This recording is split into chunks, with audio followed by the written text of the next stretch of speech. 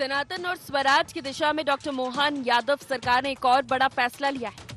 Doctor Mohan cabinet की अगली बैठक मालवा की महारानी लोकमाता अहिल्या देवी को समर्पित होगी। 24 जनवरी को लोकमाता की राजधानी रही धार्मिक नगरी महेश्वर में कैबिनेट कई अहम फैसले लेगी। हमने उनकी 300वीं जयंती मनाने का जो निर्णय किया, पूरे वर्ष अलग अलग कार्यक्रम कर रहे हैं। इस वर्ष की कैबिनेट 24 जनवरी की अहिल्या माता के नाम पर उनकी 300वीं जयंती के अवसर पर महेश्वर में हम करने जा रहे हैं। साल 2025 मालवा की महारानी अहिल्या देवी का 300वां जयंती वर्ष है। उनके प्रति सम्मान प्रदर्शित करने और उनके सुशासन को शासन में अंगीकार करने सरकार ने फैसला लिया है। मुख्यमंत्री डॉक्टर मोहन यादव ने कहा कि सरकार ने देवी अहिल्या माता की 300वीं जयंती मनाने का निर्णय लिया है। इस उपलक्ष्य में पूरे वर्ष अलग अलग कार्यक्रम होंगे। हम सबका सौभाग्य है, अहिल्या महारानी का अपना शासनकाल, उनकी कर्तव्यपरायणता, उनकी धर्मपरायणता, सुशासन, दानशीलता, धार्मिकता, ऐसे कई ऐतिहासिक संदर्भों में अहिल्या महारानी का अपना एक विशेष महत्व है। मुख्यमंत्री डॉक्टर यादव ने कहा कि लोकमाता अहिल्या देवी का जीवन धार्मिकता, त्याग और करुणा का प्रतीक था। वे न केवल एक कुशल शासिका थी, बल्कि एक आदर्श नारी और माता भी थी। लोकमाता अहिल्या देवी के शासनकाल, उनकी कर्तव्यपरायणता, धर्मपरायणता, सुशासन, दानशीलता, धार्मिकता आदि गुणों से हमें सद्मार्ग और सुशासन के जरिए लोक कल्याण की असीम ऊर्जा और प्रेरणा मिलती है। सरकार उनके आदर्शों पर ही आगे बढ़ेगी। मध्य प्रदेश वो धरती है जहाँ रानी दुर्गावती, अहिल्या महारानी, सम्राट विक्रमादित्य, राजा भोज, ऐसे बड़े बड़े सुशासन के नाम हैं जिनके आधार पर मध्य प्रदेश गौरवान्वित होता आया। ऐसे में महिला शासिका में अहिल्या माता का नाम भी अमर है। हम उनके नाम पर होने वाली कैबिनेट में कई नई प्रकार की योजना भी लेकर आ रहे हैं। आइए हम सब मालवा की इस महारानी के पुण्य स्मरण में शामिल हों। मुख्यमंत्री डॉक्टर यादव ने कहा कि मध्य प्रदेश की पावन धरा वे स्थान है जहां रानी दुर्गावती, लोकमाता अहिल्या देवी, सम्राट विक्रमादित्य और राजा भोज जैसे प्रतापी एवं सुशासन लाने वाले शासक हुए हैं। इनके नाम और काम पर मध्य प्रदेश सदैव गौरवान्वित होता आया है। सरकार का संकल्प है कि प्रदेश में सुशासन का वही राज कायम हो। सीएम डॉक्टर मोहन यादव देवी अहिल्याबाई के सुशासन मॉडल पर सरकार चलाने की बात कर रहे हैं, तो विपक्ष इस पर तंज कस रहा है। विपक्ष का कहना है कि भाजपा ने जनता से जो वादे कर सरकार बनाई वो पूरे नहीं हो रहे हैं, इसीलिए रोज शिगुफेबाजी की जा रही है। देवी अहिल्याबाई का सुशासन मॉडल भी इसी तरह का एक शिगुफा है। मोहन सरकार आजकल जहां जाती है वहीं के मॉडल पर मध्य प्रदेश की सरकार का सुशासन चलाना चाहती है। अभी दमोह में करी थी कैबिनेट बैठक, तो रानी दुर्गावती के सुशासन मॉडल को लागू करने की बात कर रहे थे। अब महेश्वर जा रहे हैं तो अहिल्याबाई के सुशासन की चर्चा कर रहे हैं। कल को जबलपुर गए तो शंकर शाह के सुशासन की चर्चा करेंगे। तो ऐसे कितने मॉडल उनकी थैली में रखे हुए हैं कि जहां जाते हैं वहीं पे सुशासन का मॉडल बदल जाता है। मध्य प्रदेश को ये जो है जुमलों की जरूरत नहीं है, उसको जन कल्याण की जरूरत। तो जन कल्याण की बातें करें और बताएं कि रोड मैप क्या होगा। लोकमाता अहिल्याबाई के कालखंड को गुजरे सदियां बीत चुकी है, लेकिन आज भी उसे सुशासन का प्रतीक माना जाता है। तो इसका कारण ये है कि सुशासन के आधुनिक मानदंडों की कसौटी पर भी उनका राजकाज उतना ही खरा उतरता है। अब देखना ये है कि उनके पदचिन्हों पर चलने का संकल्प लेने वाली डॉक्टर मोहन यादव सरकार सुशासन की कसौटी पर कितनी खरी उतर पाती है। Bureau report, IND 24।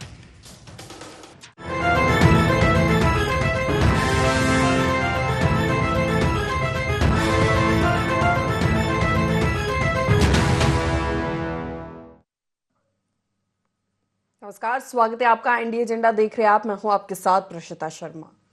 Madhya Pradesh की डॉक्टर मोहन यादव सरकार ने सुशासन की दिशा में एक कदम और आगे बढ़ा दिया है। सरकार सनातन संस्कृति को सम्मान और स्वराज की भावना के साथ सनातनी न्याय व्यवस्था को अंगीकार करने जा रही है। इसके लिए लोकमाता देवी अहिल्याबाई का सुशासन सरकार अंगीकार करेगी। डॉक्टर मोहन यादव की कैबिनेट 24 जनवरी को लोकमाता देवी अहिल्याबाई की राजधानी रही महेश्वर में बैठने जा रही है।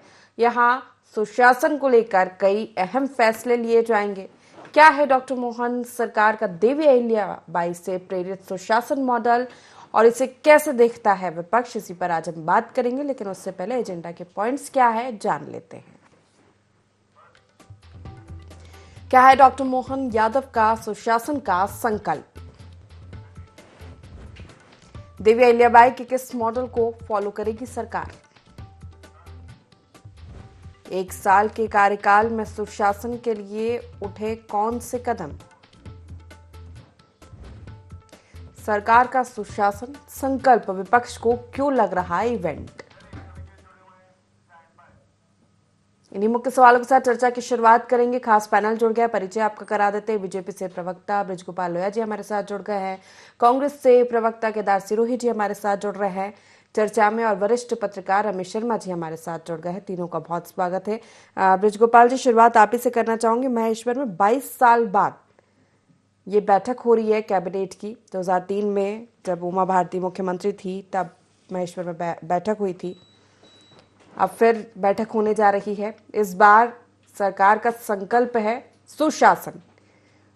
वो मॉडल लिया जाएगा देवी अहिल्याबाई के राजकाज से। वो जिस तरह उन्होंने शासन किया था, जिस तरह लोगों के लिए काम किया, धर्म को लेकर काम किया, वो मॉडल के तहत उसी लिहाज से ये बैठक शायद सरकार वहां पर करने वाली है। किस मॉडल पर काम होगा आगे? जी प्रशिता जी, देखिए, सबसे पहले हमें देवी अहिल्याबाई को समझना पड़ेगा कि देवी अहिल्याबाई होलकर जी ने किया क्या अपने संपूर्ण जीवन काल। हम आज बड़ा आश्चर्य अनुभव करते हैं कि आज से 230 वर्ष पूर्व उनका महाप्रयाण हो गया था। तब भी उन्होंने देश भर में जो धार्मिक स्थल है उनके जीर्णोद्धार का काम किया। जगह जगह पर लोगों की सुविधा के लिए धर्मशाला और रात्रि विश्राम करने के स्थलों का निर्माण कराया। काशी विश्वनाथ में आज जहां हम दर्शन करने जाते हैं, इसकी पुनर्स्थापना का काम देवी अहिल्याबाई ने किया। कल्पना करिए कि आप आज के 230 वर्ष पूर्व ये सब काम हुआ है। और एक और बात है जो मालवा के बारे में हम लगातार कहते हैं और बार बार कहते हैं कि मालवा किस लिए प्रसिद्ध है। मालवा इसलिए प्रसिद्ध है कि हम कहते हैं कि वहां पग पग रोटी डग डग नीर है। तो यदि वहां पग पग रोटी डग डग नीर है तो सबसे बड़ा श्रेय जाता है अहिल्या देवी जी को, क्योंकि उनके ही काल में सैकड़ों बावड़ियों के निर्माण का काम हुआ। और उसके बाद जल संरक्षण का जो काम वहां हुआ, मैं क्या समझता हूं कि भारत में सबसे पहली बार जल संरक्षण का काम उन्होंने अपने हाथ में लिया था। मध्य प्रदेश की सरकार ने भी उनसे यही प्रेरणा ली और उसी प्रेरणा के आधार पर हम बलराम ताल हो चाहे अमृत जलाशय हो, उसके काम में गए और जल संरक्षण का काम हम कर पाए। हमने उनके ही रास्ते पर चलकर मध्य प्रदेश में जो हमारे तीर्थ स्थल हैं उनको नया आकार देने का काम किया और मध्य प्रदेश धार्मिक पर्यटन की दृष्टि से अग्रणी राज्यों में से एक बनने में सफल रहा। आज मध्य प्रदेश में 23 लोकों का निर्माण हो रहा है। ये कहां से इंस्पिरेशन आता है? ये इंस्पिरेशन हमें आता है देवी अहिल्या देवी से। मैं कांग्रेस के प्रवक्ता मित्र की बाइट सुन रहा था, वो कह रहे थे कभी कहते हैं रानी अवंतीबाई का, कभी कहते हैं रानी अहिल्याबाई का। तो देखिए, रानी अवंतीबाई शौर्य और बलिदान का प्रतीक थी, तो हमें शौर्य और बलिदान रानी अवंतीबाई से सीखना है। और हमें किस तरह से जीर्णोद्धार, किस तरह से मानवीय सुविधाओं का विस्तार हो सकता है, वो हमें अहिल्या देवी जी से सीखना है। मगर कांग्रेस के हमारे मित्रों को तो कुछ सीखना ही नहीं है, न जल कल्याण का कुछ सीखना है, न निर्माण का कुछ सीखना है, और ना ही सुशासन में कुछ सीखना है। अहिल्या देवी सुशासन का प्रतीक थी और सुशासन दिख रहा है कि किस तरह उन्होंने लोगों की समृद्धि के लिए काम किया। सुशासन तभी सुशासन है जब लोगों में समृद्धि आए। तो मुझे लगता है कि ये जो कैबिनेट होने जा रही है, ये मध्य प्रदेश के जो आने वाला मध्य प्रदेश है उसमें फिर एक नया मील का पत्थर साबित होगा। केदार जी से प्रतिक्रिया। देखिए, हर थोड़ा सभी मॉडल को लेकर जो महापुरुष रहे, जो अच्छे शासक रहे, उनकी विशेषताओं को अपनाया जाएगा और उसके तहत सुशासन आएगा। जिस तरह कांग्रेस कह रही है कि इसके पहले कैबिनेट की बैठक हुई थी रानी दुर्गावती की राजधानी में, वहां का मॉडल, और आगे भी बहुत सारी बातें, कई महापुरुषों की बात बीजेपी करती है, लेकिन किस किस के मॉडल अपनाए जाएंगे? देखिए, लोया साहब बड़े सीनियर प्रवक्ता, उन्होंने अपनी अच्छी बातें रखी जो पार्टी की गाइडलाइन है उस हिसाब से। ये मुद्दा बहुत गहरा है और थोड़ा सा इसको समझने की जरूरत है। वो 1765 से 1800 का दौर था जब हम लोगों का राजतंत्र था। राजतंत्र की व्यवस्था अलग थी और लोकतंत्र की व्यवस्था अलग है। तो 200 साल पहले की सिचुएशन और अब 200 साल बाद की सिचुएशन, मैं एक बहुत अच्छे विद्वान के पास गया था 4-5 साल पहले। मैंने उनसे पूछा था कि सर कौन सी पुस्तक मुझे पढ़नी चाहिए, जो मेरे लिए काम की हो, मुझे अपग्रेड करेगी। तो उनने मुझसे पूछा कि कौन से सन की पढ़ोगे, 1910, 1920, 1940, 1960 या उसके पहले की। मैंने कहा जी जो सर अच्छा लगे। तो बोले 2000 के दशक में जी रहे हो और 1900 की पढ़ोगे, प्रैक्टिकल तो आपके सामने, अपना खुद का जजमेंट लगाओ, जो अभी करंट सिचुएशन जमीन पे चल रही है उसको पढ़ो, उसको समझो और उसके हिसाब से डिसीजन मेकिंग के लिए उनको भले रिफर कर लो। उनको पढ़ के आज इंप्लीमेंट करोगे तो उस समय तो कबूतर था, अभी ये एप्पल चल रहा है, स्काई से हम लोग चल रहे हैं। तो ये डिफरेंस है। अब मैं थोड़ा सा इसमें सीरियस बात कहना चाहता हूं। देखिए हमारा जो संविधान बना है वो बहुत सी चीजों को अंगीकृत करके बना है, जिसमें मानवता है, सामाजिक समावेश है, समानता है, एक दूसरे के सहयोग का है, कानून है, तमाम चीजें हैं। वो सब चीजें कहीं ना कहीं पहले से ली गई है और उसी के आधार पे हम लोग अपना एक यूनिफॉर्म कोड है, उसके साथ में हम सरकार चलाते हैं। अब देखिए भारतीय जनता पार्टी की एक बहुत अच्छी ब्यूटी है, और वो इनकी नहीं, इनकी जो जड़ है उसकी भी यही ब्यूटी है। इमोशनल कार्ड खेलते हैं ये लोग, प्रोफेशनल नहीं, टेक्निकल नहीं, इमोशनल खेलते हैं। भगवान के नाम पे, ये राजा महाराजाओं के नाम पे इनकी कार्यशैली। क्या अहिल्याबाई ने अपने बेटे को मौत की सजा दे दी थी? क्या ये अपने मंत्रियों को सजा दे पाएंगे? हर दिन इनके यहाँ करप्शन आ रहा है, ये एक आदमी पे भी सजा दे पाएंगे? अभी एक मॉक इंटरव्यू देख रहा था, जो आदमी मॉक इंटरव्यू ले रहा पीएससी का और नेशनल एजुकेटेड यूथ यूनियन के उस पर ट्विटर हैंडल पे चल रहा है, वो उधर कान से सुनाई नहीं दे रहा सरकार के कागज में उस व्यक्ति को। अब ये सुशासन है क्या? देखिए आप हर जगह इमोशनल कार्ड खेलोगे, हर जगह धर्म खेलोगे। स्वामी विवेकानंद जी की ये बड़ी अच्छी बातें करते हैं। पहले तो इनने माना नहीं है, अभी शायद 70-80 के बाद में स्वामी विवेकानंद जी को लिया है इनने, क्योंकि इनके पास, इनके बॉक्स में कोई अच्छे लीडर्स नहीं। उन्होंने कहा कि लोगों को रोटी की जरूरत है और तुम धर्म देते जा रहे हो। अब स्वामी विवेकानंद जी को कोई गलत मत ठहरा देना है, बहुत मुसीबत में आ जाओगे। वो खुद कह रहे हैं, उन्होंने कोट किया कि लोगों को पेट की जरूरत है, रोटी की जरूरत, और हम उनको धर्म की बात कर रहे हैं। तो आज मध्य प्रदेश को जरूरत क्या है?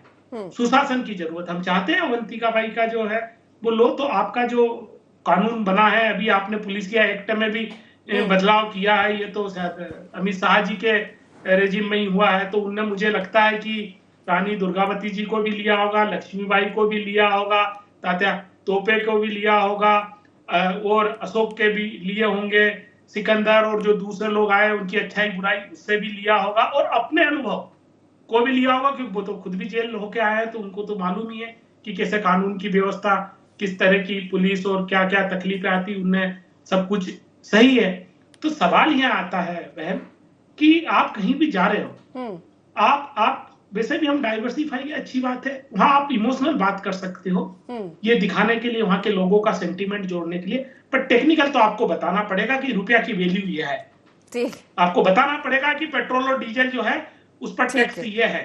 आपको बताना पड़ेगा कि केदार सिरोही जैसे दूसरे लोग जो है वो किसानों की आवाज उठाते हैं, तो उनको 151। तो ये सीधी बात है केदार जी कि देवी अहिल्याबाई या रानी दुर्गावती का नाम लेके कुछ होने वाला नहीं है, ये आप कहना चाहते हैं?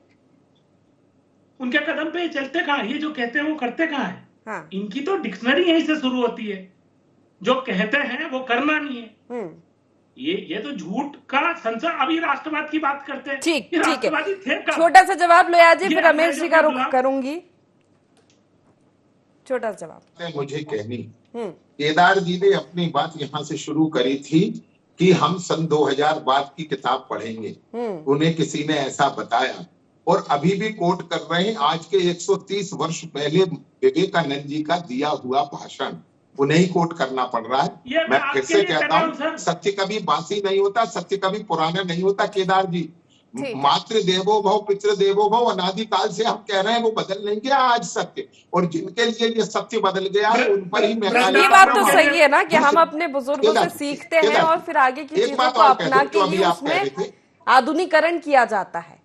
ठीक है, आऊंगी लोया जी आपके पास। रमेश जी से इस पर मैं आपसे पुनः कह रहा हूँ प्रसूता जी, हमें आधुनिकीकरण के साथ कभी ये नहीं भूलना चाहिए कि हमारे नैतिक मूल्य क्या हैं। और मैं फिर कहता हूं, उस हजारों साल की संस्कृति के बगैर केदार जी भी कुछ नहीं बोल सकते। परंतु दुर्भाग्य ये है कि जिन्होंने मान लिया है कि महापुरुष केवल एक परिवार से ही आते हैं, उनके साथ संकट ये है कि वो किस तरह उन्हें डिफेंड करें, उन्हें खुद समझ में नहीं आता। कभी कुछ कहेंगे, कभी कुछ कहेंगे। ठीक है, इसका जवाब ले लेंगे। महापुरुषों के, फिर वो महापुरुषों के सम्मान की बात आ गई, इस पर आगे चर्चा करेंगे। रमेश जी, आपकी प्रतिक्रिया। सुशासन का संकल्प लेकर ये कैबिनेट की बैठक होने जा रही है महेश्वर में, कैसे देखते हैं आप? देखिए, मेरी दृष्टि में तो ये निर्णय काफी अच्छा है और उसके दो कारण है। एक तो वो स्थान महेश्वर स्थान, महेश्वर स्थान वो है जहां संसार के जो पहले साम्राज्यों की स्थापना हुई थी। महेशमती उसका साम्राज्य था और सहस्त्रबाहु जी वहां के सम्राट थे। तो वहां पर ये बैठक होने जा रही। तो महेशमती बहुत ऐतिहासिक, प्रागैतिहासिक नगर है, ये एक उसकी विशेषता है। ये जो जहाँ नर्मदा जी का घाट है, ये उस समय भी था जब हिमालय नहीं था। तो कुल मिलाकर के नर्मदा नदी उस समय भी थी और वहां पर ये घाट उस समय भी तीर्थ स्थान था। तो इसमें पौराणिक स्थान पर इसकी बैठक होने जा रही है। दूसरी लोक माता अहिल्याबाई को अगर हम देखें तो अहिल्याबाई बिंदु से विराट बनी है अपने व्यक्तित्व के आधार पर। जिस परिवार में उन्होंने जन्म लिया है, उनके पिता सैनिकों के भी सेवक हुआ करते थे। जब उनको बुलाया मल्हार राव जी ने, तो वो इस बात पर भयभीत हुए कि मुझे काहे के लिए बुलाया जा रहा है। तो फिर उन्होंने बेटी की, मल्हार राव जी ने एक मंदिर में भजन गाते हुए, अहिल्याबाई 11 साल की थी उस वक्त, देख करके उन्होंने पसंद किया और बहू बनाया। तो कुल मिलाकर के अपने व्यक्तित्व के आधार पर एक आदर्श बेटी कैसी हो सकती है, एक आदर्श बहू कैसी हो सकती है, एक आदर्श पत्नी कैसी हो सकती है, एक आदर्श माँ कैसी हो सकती है और एक आदर्श रानी कैसी हो सकती है, ये बहुधा विविध व्यक्तित्व से भरा है देवी अहिल्याबाई का। आप कल्पना कर सकते हैं, पति को ट्रैक पर लाने के लिए उन्होंने पुराण कथाएं सुनाई। वो पुराण कथा सुना करके खांडे राव जी को ट्रैक पर लाए और वो योद्धा बने। ठीक बेटे को ट्रैक पर लाने के लिए मृत्यु से साक्षात्कार कराया, रथ लेकर के उसी स्थान पर पहुंची और फिर रथ उन्होंने रोका और जब पुत्र ने खेद व्यक्त किया। तो कुल मिलाकर के ये सारा महेश्वर स्थान केवल धार्मिक स्थान नहीं है, आप अगर कल्पना कर सकते हैं आर्थिक स्थान का भी स्थान है। महेश्वर की जब नींव रखी लोक माता अहिल्याबाई ने, तो उन्होंने श्रमिकों को परिवार के साथ वहां बुलाया, काम पूछ करके उनको काम में दिया। वो फिर प्रतिदिन शाम को बैठ कर के सारे लोग उसकी भोजन करते थे। वो कौन अच्छी चुनाई कर सकता है, कौन पत्थर तराश सकता है, कौन धुलाई कर सकता है। वो फिर एक औद्योगिक नगर बनाया। महेश्वर साड़ी जो स्थापना जो है माता अहिल्याबाई ने वहां पर की, तो एक आर्थिक उन्नयन का स्थान भी वो है। दूसरा नारी को आज अगर संपत्ति में अधिकार है, तो सल्तनत काल के बाद किसी भी रियासत का पहला निर्णय है जो लोक माता अहिल्याबाई ने लिया। क्योंकि ये मुगल काल में, सल्तनत काल में एक निर्णय हो गया था कि अगर किसी महिला के कोई बेटा नहीं है, पति मर गया है, तो वो सारी संपत्ति रात सात हो जाती थी। तो वो जो निर्णय उन्होंने लिया कि महिला को संपत्ति का अधिकार, तो स्वाभाविक रूप से इस तरह की कुछ बातें हैं वो समाज के सामने आना चाहिए। एक से अधिक व्यक्ति भी आदर्श होते हैं। भगवान दत्तात्रेय जी ने 24 गुरु बनाए हैं, उसमें एक मधुमक्खी भी है। हम किसी व्यक्ति से क्या सीखते हैं? मैं समझता हूं क्षेत्रीय आधार पर कैबिनेट बैठक होना, इससे पहले भी उमा भारती के समय भी बैठक हुई है, उज्जैन में भी बैठकें हुई हैं कैबिनेट की, पचमढ़ी में तो कांग्रेस के समय हुआ ही करती थी। तो भोपाल से अलग हट करके भी कैबिनेट की बैठक हुई है और अगर वहां हो रही है तो मैं समझता हूं ये मध्य प्रदेश की विविधता जो है वो कहीं ना कहीं लोगों के ध्यान में आएगी। और लोक माता अहिल्याबाई का, बल्कि मैं तो ये अपेक्षा करूंगा लोया जी से कि लोक माता अहिल्याबाई के जीवन पर एक कुछ फैक्ट्स ऐसा बने 2-3 पेज का, वो वितरित किया जाना चाहिए। आज की पीढ़ी अपना व्यक्तित्व का कैसे निर्माण कर सकती है, क्या दूरदर्शिता उनकी थी, उनका सूचना तंत्र कितना अटल था। उनको 3 खबरें, कभी विस्तार होगा तो बताऊंगा, 3 खबरें एडवांस में मिली और जिस बुद्धिमत्ता से उन्होंने राघोबा को पत्र लिखा है, बहुत अद्भुत पत्र लिखा है। ये सारी चीजें आज के समाज में आना चाहिए। जी ठीक, केदार जी, ये शासन था जिस तरह रमेश जी ने बताया देवी अहिल्याबाई का। देखिए, देवी अहिल्या जी के शासन पे तो कोई प्रश्न चिन्ह है ही नहीं। वो उनको तो हम आइडियल मानते ही है। उन्हें अपने जो भी राज्य में जो भी काम किया वो उत्कृष्ट काम किया, हमको शिक्षा लेनी चाहिए। सवाल अभी कहाँ का आ रहा है? सवाल आ रहा है मोहन सरकार का। देवी अहिल्या, मैं वही कहता हूँ ना, बड़े स्मार्ट तरीके से हम लोग पर्दे के पीछे पर्दा डाल देते हैं।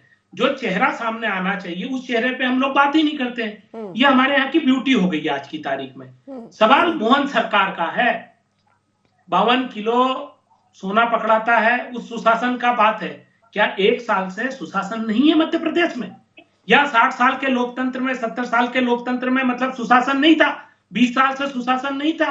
आप इमोशनल कार्ड मत खेलिए, मेरा एक सीधा कहना है। मतलब पहले वाला नकारा था, 1 साल नकारे में निकाल दिया, अब आके आपको समझ में आई कि मध्य प्रदेश में शासन और सुशासन की प्रॉब्लम है।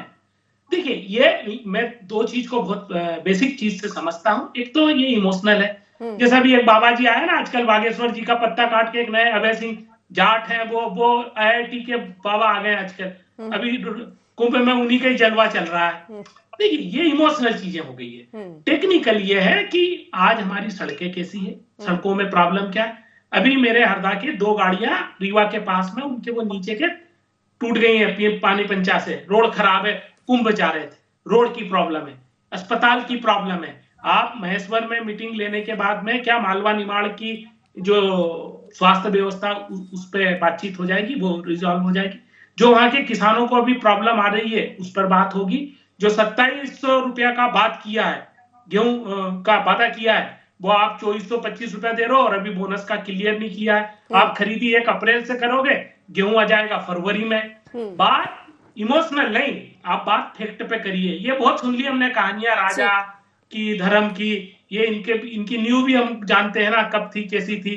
तो ये चीजों से वास्ता रेफरेंस के लिए हो सकता है, वो अच्छी बात है, तो महापुरुषों के नाम पे, सीधा सवाल, महापुरुषों के नाम पे लोया जी नाकामी छिपाने की कोशिश क्या सरकार कर रही है? विपक्ष का ये साफ तौर पर कहना, और इस पर भी मैं आने वाली थी कि महेश्वर में अगर कैबिनेट की बैठक हो रही है तो वहां के लोगों की भी उम्मीदें जाग गई है।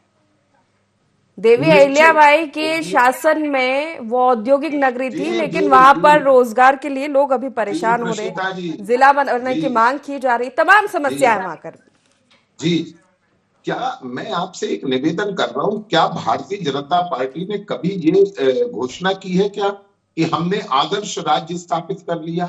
नहीं, हम आदर्श राज्य स्थापित करने की ओर प्रयत्नशील हैं, मगर उन लोगों की तरह नहीं है जिन्होंने इस मध्य प्रदेश को नरक में ढकेल दिया था और ये घोषणा बार बार कर रहे थे कि चुनाव मैनेजमेंट से जीते जाते हैं। एक बात और मैं कहना चाहता हूं कि देखिए, सबके अपने अपने आइकॉन हैं।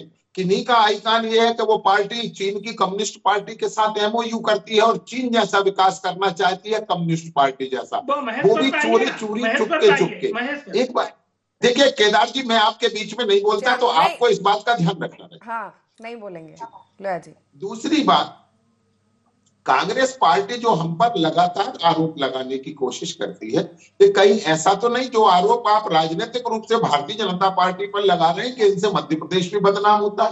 मध्य प्रदेश में आज शानदार 5 लाख किलोमीटर से ज्यादा सड़कें हैं और देश में सारे राज्यों के लोग मध्य प्रदेश से होकर गुजरते हैं, मगर आप उनकी सड़कों में गड्ढे बताकर क्या सिद्ध करना चाहते हैं? क्या सिद्ध करना चाहते हैं कि अन्य राज्यों को ये संदेश देना चाहते हैं कि मध्य प्रदेश से न निकले होकर? मैं यही कहता हूं, कांग्रेस पार्टी की समस्या ये है कि उसके पास मुद्दे नहीं है, और सरकार जब काम करती है तो उसका विरोध करने के चक्कर में ये मध्य प्रदेश को बदनाम करते हैं। एक बात और कहना चाहते हमारे साथी केदार जी, देखिए, एक बात को आप समझ लीजिए कि मध्य प्रदेश के किसान, मध्य प्रदेश के नौजवान, मध्य प्रदेश की महिलाएं, इन सबका कल्याण हुआ है। ये लोकतंत्र है, राजतंत्र नहीं है। इस लोकतंत्र में हम लगातार जीत रहे हैं, बार बार जनता हम पर विश्वास कर रही है, इसका मतलब हम ठीक काम कर रहे हैं। और एक बात और कह दूं, आप अभी कह रहे थे कि सुशासन क्या अभी आया है, इसके पहले नहीं था। मैं आपको जिम्मेवारी के साथ कहता हूं, सुशासन एक निरंतर प्रक्रिया का हिस्सा है। केवल ये नहीं है कि एक व्यक्ति सुशासन करेगा और अगला आने वाला सुशासन नहीं करेगा। महाराजा दशरथ चक्रवर्ती सम्राट थे, न्यायप्रिय थे, बड़े धर्मात्मा थे, परंतु उसके बाद जब राम का राज्य आया तो आज भी लोग राम के राज्य को याद करते हैं। तो सुशासन व्यक्तिगत संपत्ति नहीं है। सुशासन आप भी करिए, जहां जहां आपकी सरकारें हैं सुशासन करिए, मगर जहां अपनी सरकारें हैं वहां तो आप सुशासन कर रहे हैं, वहां तो आप ऐसी बातें ठीक है। केदार जी, समय का ध्यान रखेंगे, जवाब दे दीजिए छोटा सा, फिर अंतिम प्रतिक्रिया रमेश जी से लूंगी। बुलेट पॉइंट पे बताता हूँ। चुनाव मैनेजमेंट से जीते जाते, दिग्विजय सिंह जी ने सही कहा, ईवीएम एक मैनेजमेंट का हिस्सा है, चुनाव जीते जा रहे हैं, पहली बात। दूसरी बात, उन्होंने कहा कि मध्य प्रदेश, सुन लीजिए, मध्य प्रदेश में उसके बाद देखिए समय कम है, वैसे बात रख लेने चुप रहिए। हाँ, केदार जी जल्दी। दूसरी बात इनसे पूछिए, 60 साल तक ये देश को कोसते रहे, ये देश को बदनाम करते रहे, इन्होंने क्या क्या आरोप नहीं लगाया इस देश में, उस दिन इनकी बुद्धि कहाँ गई थी? तो जी अगली बात तो आप नहीं पाओगे। चलिए ठीक है, रुक जाइए, समय की कमी है। रमेश जी, क्या सुशासन, क्या कैसे परिभाषित करेंगे सुशासन को? रमेश जी देखिए, मोटे तौर पर सरकार काम कर रही है तो सुशासन की ओर बढ़ रही है, और महेश्वर में अगर कैबिनेट की बैठक हो रही है तो मान करके चलिए कि इसमें एक दो निर्णय कहीं ना कहीं सुशासन के और सांस्कृतिक महत्ता के हो सकते हैं। खास तौर से जैसे मान लीजिए धार्मिक स्थलों को शराबबंदी पर कैबिनेट में आ सकता है, या वैदिक विश्वविद्यालय का आ सकता है, और महेश्वर को जिला बनाने की बात भी आ सकती है। इसके अलावा चूंकि स्थान का एक महत्व होता है, व्यक्ति जिस स्थान पर बैठ करके बात करता है वो कहीं ना कहीं उसका प्रभाव, उसकी प्रज्ञा जो है वो प्रभावित करती है। तो इसमें कुछ ना कुछ सांस्कृतिक महत्व के निर्णय हो सकते हैं। महेश्वर को लेकर के, चूंकि स्वरोजगार को लेकर के भी कुछ ना कुछ बात हो सकती है। तो मुझे लग रहा है कि सुशासन की ओर आगे बढ़ने के लिए महेश्वर की ये बैठक एक महत्वपूर्ण और मील का पत्थर साबित हो सकती है। जी बिल्कुल, और बैठक में जो फैसले लिए जाएंगे शायद उन्हीं से दर्शाया जाएगा कि सुशासन है। ठीक है, तीनों मेहमानों को बहुत शुक्रिया हमारे साथ इस चर्चा में शामिल होने के लिए। तो ये बड़ा फैसला माना जा रहा है, मालवा की महारानी लोकमाता अहिल्या देवी को समर्पित होगी ये कैबिनेट की बैठक, और निश्चित ही कई बड़े फैसले इसमें लिए जा सकते हैं। महेश्वर की जनता की उम्मीदें भी जाग गई हैं, उनकी भी कई आस है सरकार से कि अगर बैठक हो रही है तो महेश्वर को लेकर भी कई बड़े निर्णय, या धार्मिक नगरी है तो उस हिसाब से भी फैसले कैबिनेट में लिए जा सकते हैं। देखने वाली बातों की फिलहाल एजेंडा में इतना ही। बने रहिए IND 24 के साथ। नमस्कार।